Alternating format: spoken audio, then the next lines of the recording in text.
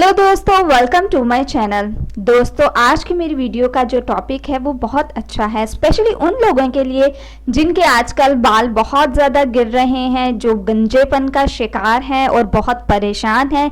तो उन लोगों को परेशान होने की अब बिल्कुल भी ज़रूरत नहीं, क्योंकि आज मैं आप लोगों को एक बहुत अच्छा तेल बनाना सिखाऊंगी जो ना सिर्फ आपके गंजेपन को ख़त्म करेगा बल्कि आपके बालों को रीग्रो भी करेगा। दोस्तों, इतने ज़्यादा महंगे हॉस्पिटल्स और क्लिनिक्स में जाके अपने बालों को रीग्रो कराना, उनकी मेडिसिन्स लेना बहुत ज़्यादा मुश्किल हो जाता है और हर कोई अफोर्ड भी नहीं कर सकता।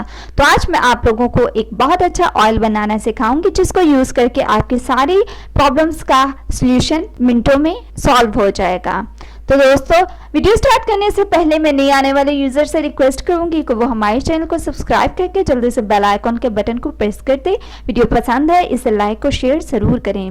दोस्तों, चलते हैं अपने इंग्रेडिएंट्स की तरफ और स्टार्ट करते हैं कैसे क्या सीक्रेट्स इंग्रेडिएंट्स है जो आज की इस स्टेप में, इस रेमेडी में यूज होने जा रही हैं।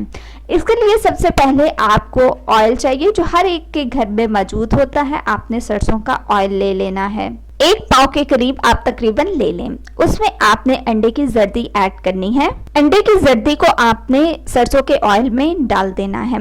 याद रखें, अंडे की जर्दी का ऑयल नहीं लेना, आपने अंडे की जर्दी लेनी है और उसको सरसों के तेल में डाल देना है। 1 पाव ऑयल में आप 4 अंडे की जर्दियां डाल सकते हैं, लेकिन फिलहाल आप 1 डाल लें तो वो ज्यादा बेटर है। अब आपने इसमें अदरक का पेस्ट डालना है, वो भी 1 टीस्पून। अब आपने इसमें लौंग डालने हैं तकरीबन ½ टीस्पून। दोस्तों, ये सारी वो चीजें हैं जो बालों की ग्रोथ के लिए बहुत जबरदस्त चीजें हैं। और दोस्तों, सबसे बड़ी बात यह है कि आपके किचन में ये सारी चीजें मौजूद हैं जो आप लोगों को इजीली मिल जाएंगी। अब आपने इसमें 1 चुकंदर डालनी है छिलकों समेत। अगर आप 1 पाव तेल यूज कर रहे हैं तो आपने उसमें 1 पूरी चुकंदर डालनी है छिलकों समेत। अब हमने इन सारी चीजों को बहुत अच्छी तरह से मिक्स करना है और इसको हल्की आंच पे पकाना है। आंच तेज नहीं करनी, अगर तेज करेंगे तो छींटे जो है वो उड़ेंगी और आपके ऊपर पड़ सकती हैं।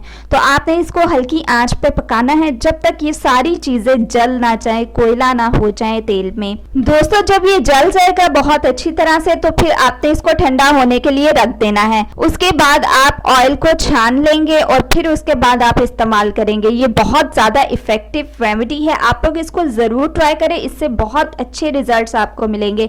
सो दोस्तों, ये थी आज की मेरी रेमेडी, मेरी टिप्स। और मजीद वीडियोस के लिए हमारे चैनल को सब्सक्राइब करके जल्दी से आप लोग बेल आइकॉन के बटन को प्रेस कर दें।